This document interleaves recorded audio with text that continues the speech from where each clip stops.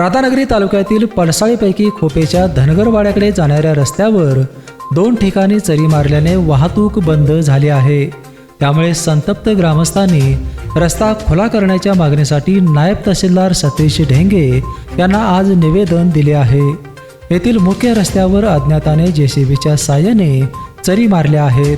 परिणामी या मार्गावरील वाहतूक पूर्णपणे बंद झाल्याने ग्रामस्थांना दैनंदिन कामासाठी पायी प्रवास करावा लागत आहे। त्यामुळे ग्रामस्थ चांगलेच संतप्त झाले आहेत। पळसाळीपैकी खोपेचा धनगरवाडा येथे आम्ही राहतो। गेली आमच्या 10 पिढ्या इथं गेलेल्या आहेत। 10 पिढ्या आमच्या इथं गेल्या साहेब।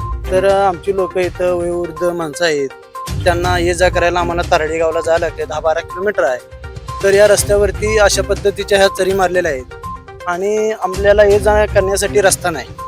या रस्त्यावरती चरी मारलेल्या आहेत आणि जाण्यासाठी गाडी म्हणजे वाटच नाही तिथं।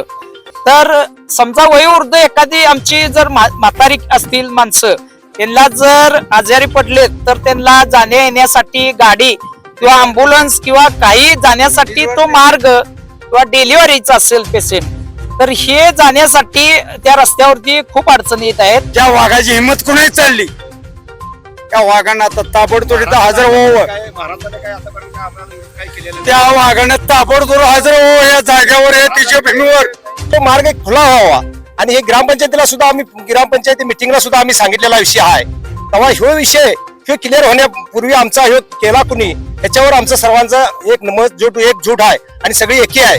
त्याच्यामुळे काय रस्ता आमचा क्लिअर होण्याचा हे एवढं महत्वाचं आमची विनंती आहे। हा रस्ता खुला करण्यासाठी ग्रामस्थांनी आज राधानगरी तहसील कार्यालयावर धडक देत निवेदन दिले। यावेळी माजी सरपंच बळवंत शेळके, बाबू शेळके, नागो शेळके, बाबूराव शेळके, भानू शेळके, मनोज शेळके, तानाजी यमकर, रवळू शेळके, मधुकर शेळके आदी ग्रामस्थ उपस्थित होते।